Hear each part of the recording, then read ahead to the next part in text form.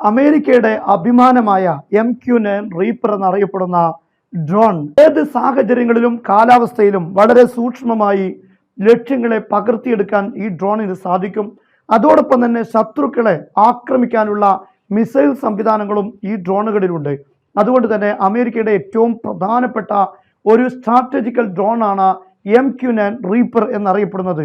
ഇതിൻ്റെ ഒരു യൂണിറ്റിന് തന്നെ ഏകദേശം $33 മില്യൺ വില വരുന്നത്. പക്ഷേ യമനികളുടെ മുന്നിൽ ഇത് തകിട് പൊടിയാകുന്നു എന്നതിൻ്റെ കാരണം എന്താണ് എന്നാണ് ഇപ്പോൾ അന്വേഷിക്കേണ്ടത്. 24 മണിക്കൂറിനുള്ളിൽ ഇത്തരത്തിലുള്ള അമേരിക്കയുടെ MQ-9 റീപ്പർ 2 എണ്ണമാണ് യമനികൾ തകർത്തിരിക്കുന്നത്. ഈ യുദ്ധം ആരംഭിച്ചതിന് ശേഷം 21ാമത്തെ ഡ്രോണാണ് കഴിഞ്ഞ ദിവസം ഹൂത്തികൾ തകർത്തിരിക്കുന്നത്. അമേരിക്കയുടെ ശക്തമായ ആക്രമണങ്ങൾക്ക് തിരിച്ചടിയായിരുന്നു ഈ നടപടി. അതേസമയം യമനിന്റെ ഹുദൈദ അതുപോലെ ഐനുറസ് തുടങ്ങിയ പ്രദേശങ്ങളിൽ അതിശക്തമായ ആക്രമണമാണ് അമേരിക്ക നടത്തിയത്.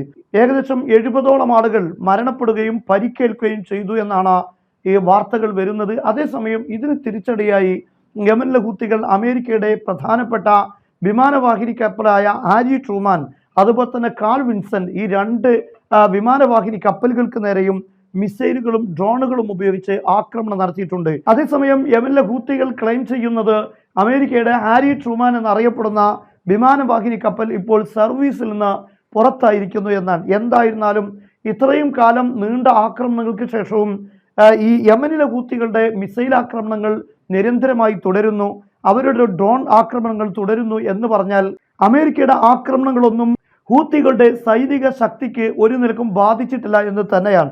അതുകൊണ്ടാണ് അവരുടെ സ്റ്റോറേജുകളും അവരുടെ ആയുധ ശേഖരങ്ങൾക്കൊന്നും സംഭവിക്കാത്തത് കൊണ്ടാണ് ഇപ്പോഴും യഥേഷ്ടം അവർ ആയുധങ്ങൾ ഉപയോഗിക്കുന്നു, മിസൈൽ ആക്രമണം നടത്തുന്നു. അതിലേറെ അത്ഭുതകരമായ കാര്യം ഇത്തരത്തിലുള്ള ഡ്രോണുകൾ നിരീക്ഷിക്കാൻ അവർ റഡാർ സംവിധാനം പോലും ഉപയോഗിക്കുന്നു എന്ന് വെച്ചാൽ അമേരിക്ക എവിടെയാണ് യമനിൽ ആക്രമണം നടത്തുന്നത് എന്ന പ്രസക്തമായ ചോദ്യമുണ്ട്. എന്നാൽ ഈ ഡ്രോണുകൾ പലതവണയായി തകർക്കപ്പെടുമ്പോൾ അഥവാ യമനിന്റെ ബോർഡറിലേക്ക് കടന്ന ഇത്തരത്തിലുള്ള ഡ്രോണുകളെല്ലാം ഹൂത്തികൾ തകർത്തിട്ടുണ്ട്. ഈ ഡ്രോണുകൾ അങ്ങോട്ട് കടന്നു ചെല്ലാത്തത് തന്നെയാണ് അമേരിക്കയുടെ ആക്രമണങ്ങൾക്ക് വലിയ രൂപത്തിലുള്ള തിരിച്ചടിയാകുന്നത്.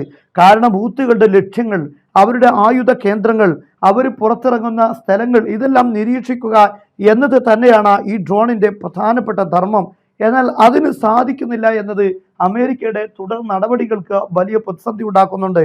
യമനിൽ മറ്റുള്ള സ്ഥലങ്ങളെ അപേക്ഷിച്ച് അമേരിക്കയുടെ ഇന്റലിജൻസ് സംവിധാനങ്ങൾ വളരെ കുറവാണ് എന്നത് യമനിലെ ഹൂത്തികൾക്ക് നേരെയുള്ള ആക്രമണങ്ങൾ, അമേരിക്കയുടെ ആക്രമണങ്ങൾ ലക്ഷ്യം കാണാതെ പോകുകയാണ്.